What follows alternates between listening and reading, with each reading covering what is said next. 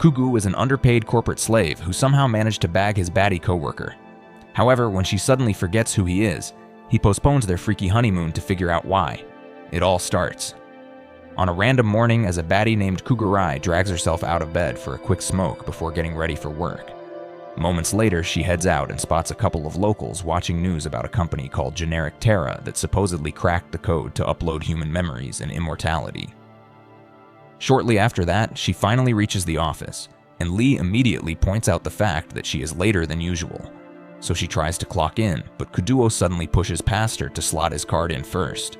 As a result, she ends up being a minute late and complains about it before handing over the new house listings. He tries to ignore her with the hope that she will let it slide, but she continues calling him childish, so he offers to take her to lunch as an apology.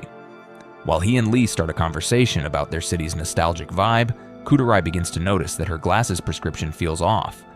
Hours later, she takes Kuduo to a new restaurant and asks if they can try it out, but he refuses and drags her all the way to their usual spot. Upon seeing the disappointed look on her face, he takes his dumpling close to her face to convince her that it tastes better than anything else, but her eyes start acting up again.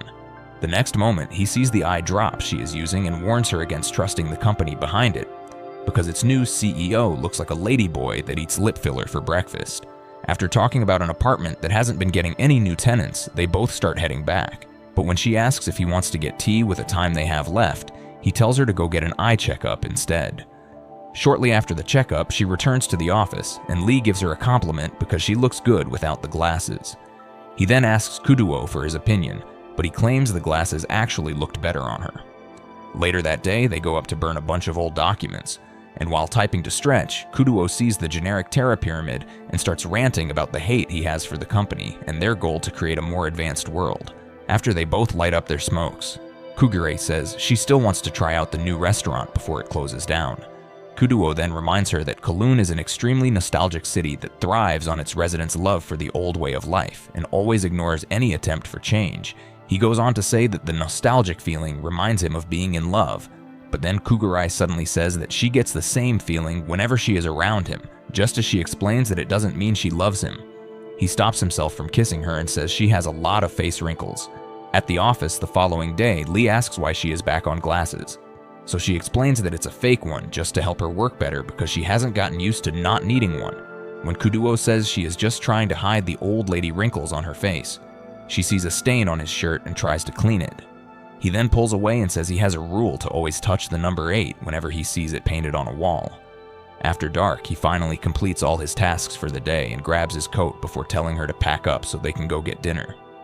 Minutes later, she notices that they aren't heading to the usual spot, but when she tells him, he ignores her until they end up in a busy restaurant chain in the heart of the city. He then takes her on a food tour to taste everything they can swallow until she reaches breaking point. Before going home, he decides to take her to one last spot called the Goldfish Tea House, and once they enter, a waiter named Jen welcomes Kuduo like he is a regular and quickly takes their order while Kujo obsesses over the goldfish. After Jen serves their iced coffee with a plate of watermelon, Kujuerai immediately starts feasting and lights up a cigarette as well before telling Kuju that it tastes better with watermelon. Upon seeing the shocked look on his face, she asks if it sounds weird to him, but he says someone has said those exact words to him once before. On the way out, moments later, Gon expresses how excited he is to see Kuduo back with his girlfriend, and she tries to explain that they are just co-workers, but Kuduo starts calling out to her. When she eventually tells him about it, he simply says she shouldn't worry about it before giving her a goldfish to take care of.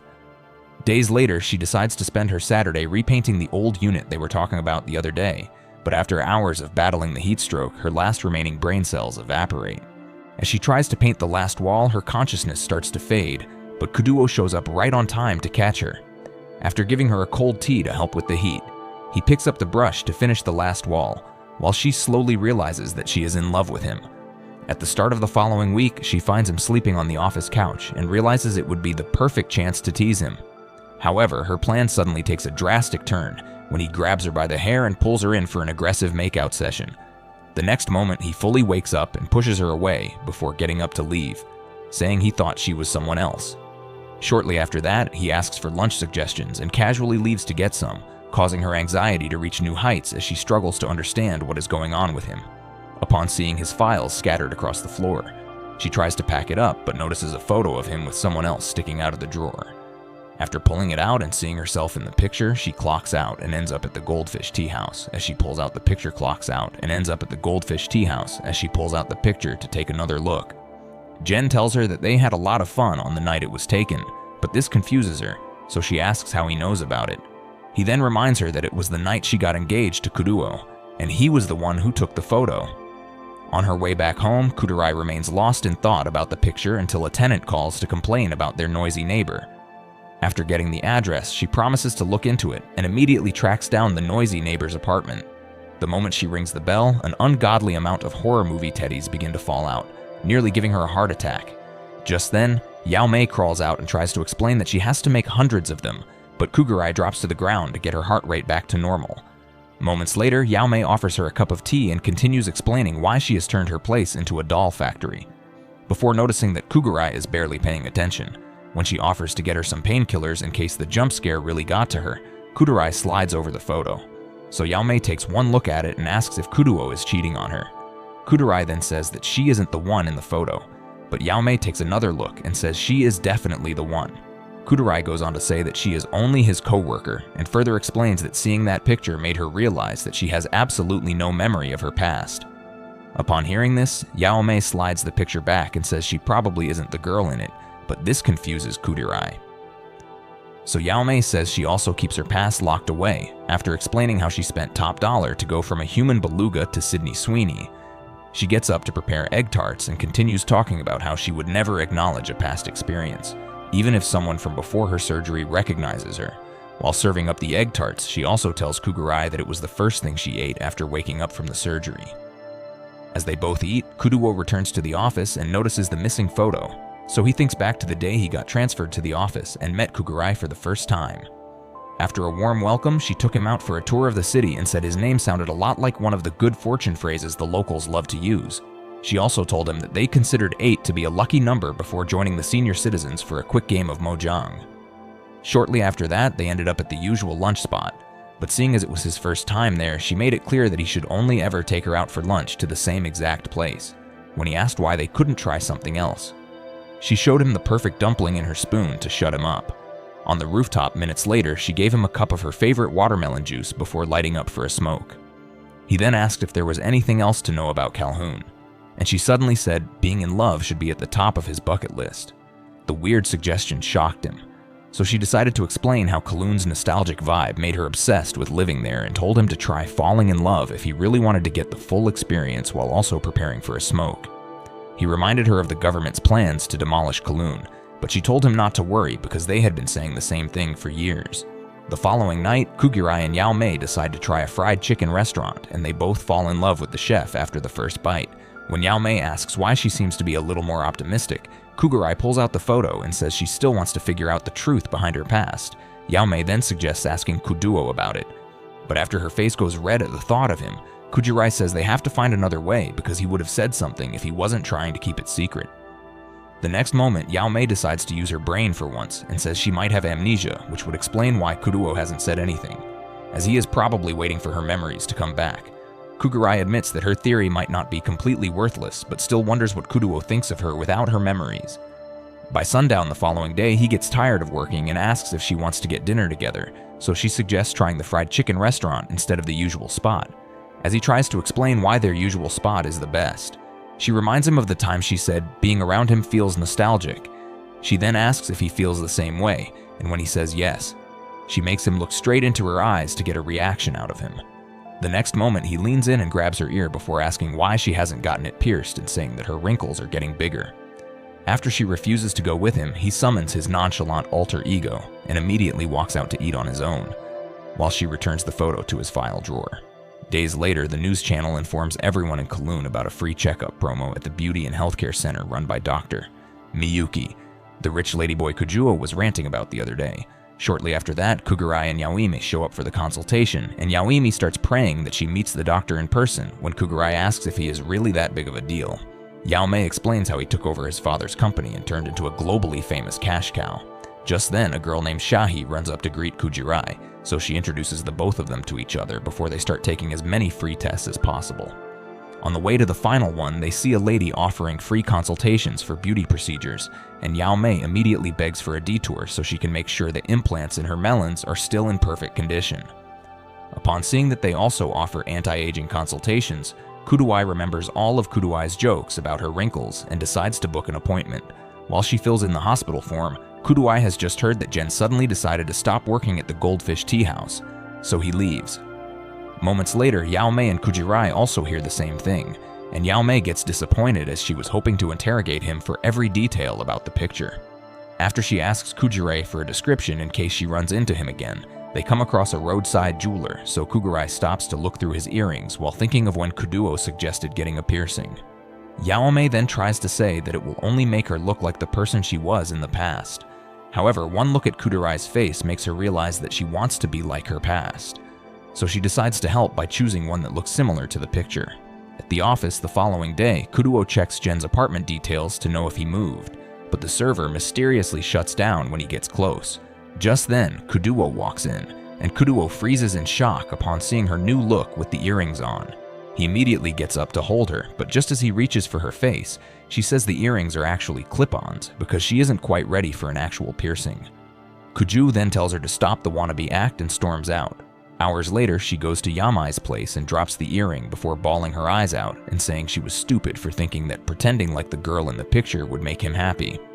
While Yao Mei apologizes for getting her hopes up and takes her inside, Kuduo finds a spot in an alley to quietly deal with his emotions. Early the next day, Kuduo joins her on the balcony for a smoke, and when she reminds him of his episode the other day, he apologizes and says he was just having a bad day. She initially accepts the apology but suddenly switches up her attitude and says she will only forgive him if he lets her pick their lunch spot for the day. After seeing how serious she is, he suggests going to dinner instead, so she can have all the time she needs to make him see why trying a new spot isn't so bad. Hours later, he tries his first fried chicken and ends up liking it, which causes Kugurai to start singing "I Told You So" right in his face.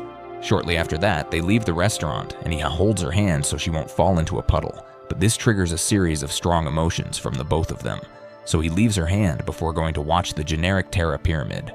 Days later, she takes Yao Mei along for her beauty consultation. But before heading in to see the doctor, Yao Mei makes her put on some lipstick because it's apparently disrespectful to see him with a plain face. When she enters his office moments later, Miyuki quickly takes a look at her file before walking over to get a feel of her face. He then starts asking a bunch of personal questions to understand her daily routine. But when she tells him about her suspicious amnesia, he quickly turns to hide a wicked smile and says her wrinkles have no history. This confuses her, so he explains that while regular people develop wrinkles due to their daily activities and the effect of time, her own seems to have been in her face right from the start of her existence. After suddenly saying that her lost memories might not even exist, he leans in and asks if he can get to know her better before wiping off her lipstick while sticking out a modified tongue. As she immediately storms out and takes Yao Mei with her, he watches from the office and gets excited to see what comes next for her. Sometime in the past, Kugurai took Kuduo out to help one of the senior citizens she played mahjong with, but on the way back, he suddenly went out of breath, so she suggested taking a break at her place to cool off. Once they got there, he kept standing outside, and when she asked why, he admitted that he had never been in a baddie's apartment before. She then laughed at how naive he was and brought him inside before showing him to the sink so he could save himself from the heat stroke. After taking a glass of water from the refrigerator, he sat on her bed and took a look around while she went to the balcony to bring herself one step closer to lung cancer. At the start of the new week, Kudirai decides to try on a new makeup to avoid another traumatic experience with anyone similar to Dr. Ladyboy. At the office later that morning, she tries to welcome Kuduo, but Miyuki shows up with an assistant and almost gives him a heart attack. After Lee starts glazing harder than your girl at a Chris Brown concert, they take him to a table, and Kugurai makes every effort to avoid eye contact while Kuduo tries to find the perfect opportunity to knock the smile off his face. When Miyuki tells Lee to take his time looking for a new building location and claims to have already found what he wants while staring at Kudurai, Kuduo loses it and starts asking why he is trying to strip her with his eyes. Miyuki replies that he is just trying to appreciate her beauty, but Kuduo gets up close and tells him to stop acting like he doesn't prefer chocolate-flavored glizzies. After soaking his eyes in pepper spray, Miyuki gets up to leave, but suddenly pulls Kudurai close for a sloppy kiss. He then tells her to leave the broke tobacco addict who didn't even notice her new lipstick and come be with him instead. Moments later, his assistant claims to have been shocked by the sudden kiss, so he reminds her that he takes whatever he wants before asking for gloves and a face mask to protect himself from poor people germs. Later that day, Kuduo follows Kudurai to a local shop so she can find a new tank for the goldfish. When she eventually finds one and realizes that it's too heavy, he offers to help her carry it back, and she uses that opportunity to add a broom to the purchase. Shortly after that, they get back to her place, and while she starts setting up the tank, he takes a look around and smiles when he notices that she still keeps her toothbrush in the same spot. However, after not finding any water in the fridge and seeing one of Yao Mei's Halloween dolls on her table, he grabs a watermelon before heading to the balcony for a smoke. Just then, she comes up with a name for the goldfish, but he quickly loses interest in staying, so he wishes her luck and leaves. At the office the next day, he finds a sunflower at his table and asks if it's some kind of punishment, but she explains that it's her way of saying thank you for his help with the fish tank. Just then, Shiohei shows up to tell Kugurai that she needs help finding a new apartment. And when Kuduo asks if the Yalmi's noise is still too much for her, she says it's actually because she needs a bigger spot for all her clothes. He then suggests throwing them away instead, but she calls him stupid for failing to understand the amount of work that goes into becoming the greatest fashion icon of the slums. The next moment, she sees the sunflower and gets excited, so he asks if she wants it, but then she asks if he has feelings for her and explains that giving someone a sunflower is a special way of saying you love them. Upon hearing this, Kugurai immediately drags her away to hunt for apartments. But after hours of looking at different rooms, Shiohei still says they haven't found the one, when Kugurai asks if she has considered getting a place outside Kowloon. She suddenly says something about choosing to live out her past life in Kowloon, before Kuduo calls to say that he found a good spot. Moments later, Kudurai tells him that she purposely skipped the room because it's weird, but when he opens the door, Xiaohei falls in love and says she loves teasing her claustrophobia with incredibly small spaces. Kuduo then takes them up to see the roof, and while Xiaohei excitedly runs around, he gives Kugurai some pointers for weird clients before Xiaohei calls them to see a cluster of sunflowers. Hours later, Kugurai tries to pay for another watermelon, and after she drops a coin, a green-haired man in a mask suddenly picks it up, so she thanks him, but he remains silent and plays around for a bit before giving it back to her. In what appears to be a mansion later that night, two maids talk about the recent news circulating about the fact that Dr. Ladyboy might actually be an illegitimate son. While they continue gossiping, he starts a random conversation with the green-haired man from before, who also apparently likes taking it from the back. After the small talk, Miyuki asks for his thoughts on Kugurai, and he admits that he was shocked by the fact that she looks and feels exactly the same as before. The next moment, he starts complaining of being hungry and asks if they can go get some food, but Miyuki tells him to go alone because he still has a ton of work to do. He then picks up the phone for an important call, but his zesty boyfriend pulls off his robe to feast on his Yakuza glizzy. The next day, Kuduo meets up with the owner of a beverage warehouse to ask if he knows where Gwen moved to, because he usually works with the restaurant. But the man reminds him that he should be the one with answers as a real estate agent. After saying that he could not get any info on Gwen's apartment history, he leaves and starts to wonder what the heck is going on in Kowloon. Meanwhile, Kugurai tries to enjoy a smoke at Xiaohai's new apartment building, but the masked glizzy gobbler shows up and turns out to actually be Gwen. After recognizing him, she asks if he knew her from before the night Kuduo first took her to the Goldfish Tea House. He then says that he can never forget the relationship between the former Kugurai and Kuguo, before suddenly changing his expression and saying that she can never be her, because the Kugurai he knew is long gone. He goes on to say that seeing her makes him upset because it feels like watching an imposter play around with the memory of someone he cherishes. After telling her to extend his greeting to Kuduo, he leaves, and Kugurai ends up taking a slow and painful walk back to the office where she sees that Kuduo has already let the sunflower she gave him die. As soon as she picks it up, he claims to not have any feelings for her, and she says she already knows before throwing it in the trash. Over the next couple of days, she develops insomnia and spends virtually all her time trying to come to terms with the fact that she has been living someone else's life without knowing how it all started. On one particular afternoon, she accidentally drops the old printouts right in front of the furnace, so Kuduo asks if she can still see clearly, but she says it's just the lack of sleep. When he suggests going back to her glasses until she feels comfortable without them, she refuses and suddenly asks if she isn't the Kugurai he knows. After he says she is the only one who never got to know old Kugurai, she admits that almost everything about her life might belong to someone else before saying that some of the new stuff, like her goldfish and love for lemon chicken, definitely belong to her, when she also says her love for him is true. He interrupts and explains that she is merely living through an illusion that forces her to believe she has feelings for him. As she tries to explain how real her feelings are, she suddenly starts coughing and loses consciousness while he runs to catch her. Comment Stoner Baddie if you want the next part, and don't forget to turn on post notifications after subscribing to be the first to see our next video.